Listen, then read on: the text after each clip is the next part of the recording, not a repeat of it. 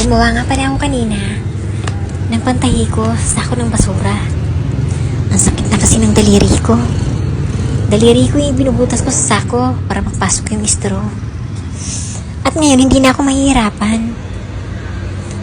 Gumawa na ako ng ganito dati, kaso lang nawala. Kaya ayun, gumawa naman ako kanina. At dinagdagan ko na yung ginawa ko. Baka mawala na naman. Pagkailangan mo, nawawala. Pero ito, gagawa pa ako sa isang araw. Sa mga may gusto, alam nyo na.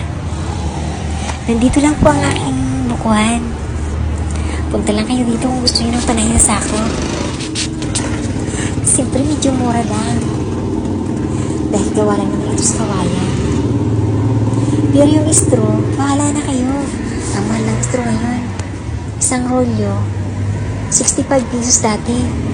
Pero ngayon, 100 na pala. Ay nako, sobrang taas na ng bilihin natin ngayon. Wala na talagang pag-asang bumaba ang bilihin. Ito na, malapit na akong matapos. 2 sakong basura nga pala ito. Pinapadala ko kanina sa truck, ayaw dalahin. Baka bukas na ito madadala. Ang mahal pa naman ng bayad ko nito. Pero hindi ko nasasabihin sa inyo. Kasi bawal daw ito dalahin ng basura. Pinagbawalan raw ang mga solid na basura ngayon. Sabi ng mga kolektor. Kaya ayun, sikreto na lang ito kung magkano. Ay, ang hirap din naman magtahi nito. Siyempre bibili pa ako ng sako. 10 piso isang sako.